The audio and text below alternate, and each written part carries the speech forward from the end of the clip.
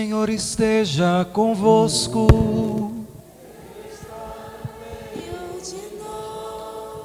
Conclusão do Evangelho de Jesus Cristo segundo Marcos. Glória a vós, Senhor.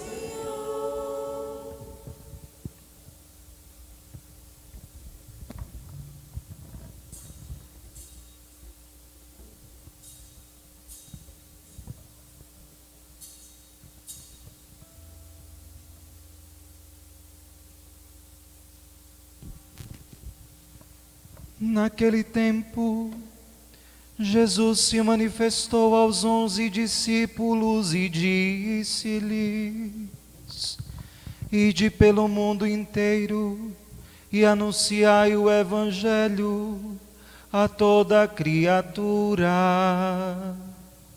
Quem crer e for batizado será salvo, quem não crer será condenado. Os sinais que acompanharão aqueles que creem serão estes: expulsarão demônios em meu nome, falarão novas línguas, se pegarem em serpentes ou beberem algum veneno mortal, não lhes fará mal algum. Quando impuserem as mãos sobre os doentes, eles ficarão curados. Depois de falar com os discípulos, o Senhor Jesus foi levado ao céu e sentou-se à direita de Deus. Os discípulos então saíram e pregaram por toda parte. O Senhor os ajudava e confirmava sua palavra por meio dos sinais que a acompanhavam. Palavra da salvação. Glória a vós, Senhor. Querida equipe do Divino, que neste ano nos ajudam com o seu trabalho e o labor de suas mãos, a nos fazer rezar ao longo desta novena de Pentecostes. Estimados irmãos e irmãs em nosso Senhor Jesus Cristo, nós celebramos neste dia a grande solenidade da ascensão de nosso Senhor Jesus Cristo. E existe sobre esta solenidade uma realidade sobrenatural muito forte, que é a do peso da glória de Deus, que vem acompanhado com um peso de uma promessa, aquela que ao longo desses dias nós temos meditado e que foi trazida de um modo explícito na primeira leitura desta liturgia da palavra. João, disse o texto de Atos dos Apóstolos, capítulo 1, versículo 5, batizou com água, mas virá aquele que é mais poderoso do que João, que vos batizará com o Espírito e com fogo. Mas o próprio Jesus, explicando esta palavra, expôs a eles que havia um critério para que isso pudesse acontecer, ou de que ele estivesse junto de Deus. Porque o cumprimento desta promessa do batismo no Espírito se cumpriria de modo perfeito e pleno, quando o Espírito derramado sobre o coração daqueles homens emanasse do coração do Pai e do Filho. Nós encontramos, portanto, na ascensão do Senhor, uma espécie de segunda etapa da plenitude do tríplice acontecimento das grandes celebrações cristãs. Foi providencial e pedagógico que no primeiro canto, o canto de entrada, nós celebrássemos na primeira estrofe a ressurreição do Senhor. Por entre aclamações dissemos: o Senhor ressuscitou, o Senhor ressurgiu glorioso ao toque da trombeta. No segundo nós dissemos: por entre aclamações, Deus se elevou. o Senhor subiu ao toque da trombeta, para que no próximo domingo a terceira estrofe encontre a sua plenitude. Por entre aclamações, o Espírito se derramou, o Senhor renova a face da terra. Meus irmãos, nessas três realidades, nesses três acontecimentos, nós vemos aquilo que os profetas gostariam de ter visto de uma maneira absolutamente nova. Através desses três acontecimentos, o nosso coração pode contemplar aquilo que de mais perfeito pode haver dentro do contexto da relação de Deus com os homens.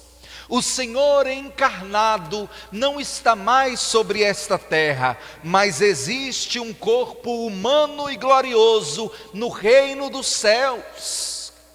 Quem poderia imaginar que dentro do seio da Trindade haveria um coração humano, que sentado à direita do Pai, não romperia, porque está na glória, a sua relação com a humanidade, mas pelo contrário, a tornaria perfeita pela ação do Espírito, que nos diz o credo niceno-constantinopolitano: procede do Pai e procede do Filho.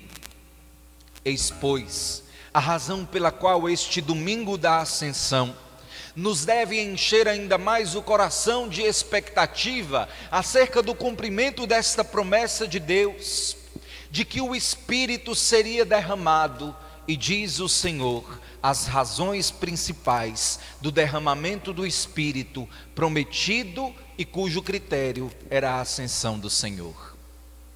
Ele vos recordará tudo aquilo que eu ensinei. Jesus, quando esteve neste mundo, deixou àqueles que o seguiam uma série de ensinamentos, de mandamentos, uma interpretação totalmente nova em chave de caridade acerca do decálogo, isto é, da lei de Moisés. Deixou diante dos homens os testemunhos dos milagres, das curas, para que entendessem a proximidade do reino de Deus.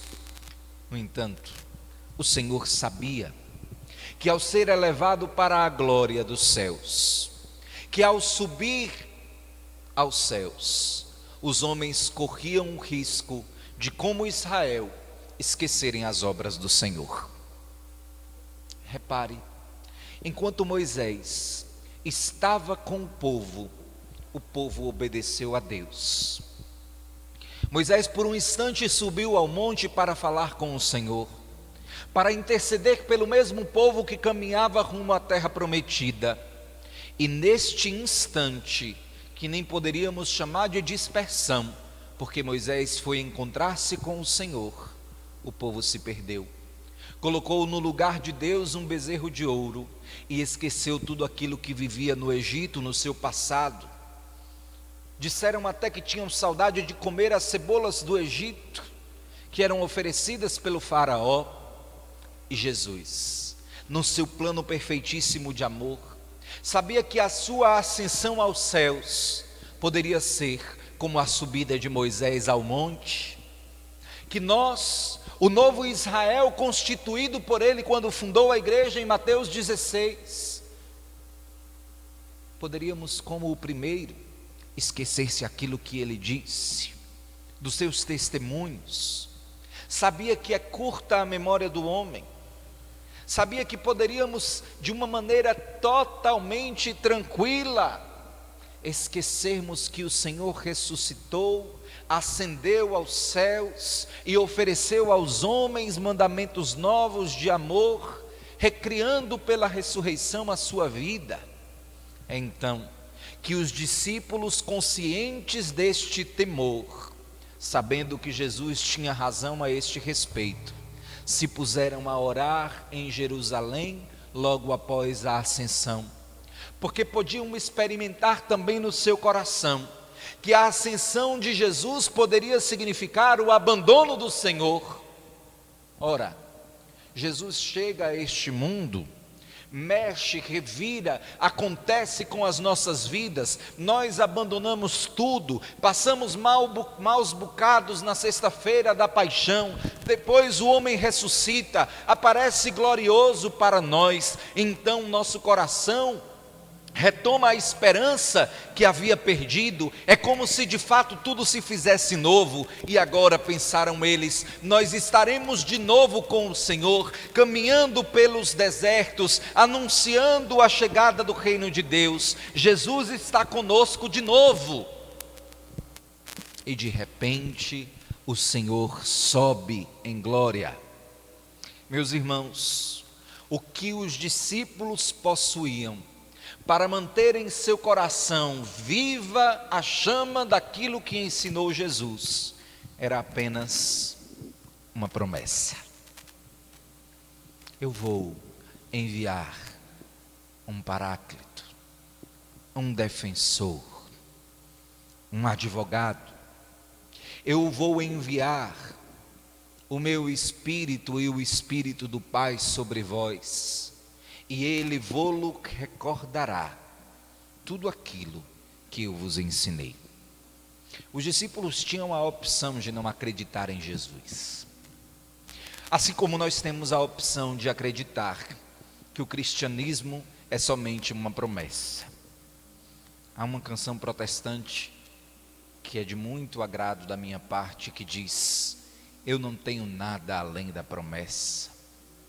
E esta é uma realidade que está profundamente ligada à celebração da ascensão, porque os discípulos tiveram que caminhar na escuridão da fé, somente iluminados pela promessa de Jesus, de que viria sobre eles o Espírito Santo, e que seria esta graça do batismo no Espírito Santo, que os faria não somente recordar o que disse Jesus, mas faria com que eles experimentassem a santidade como fruto desta ação de Deus.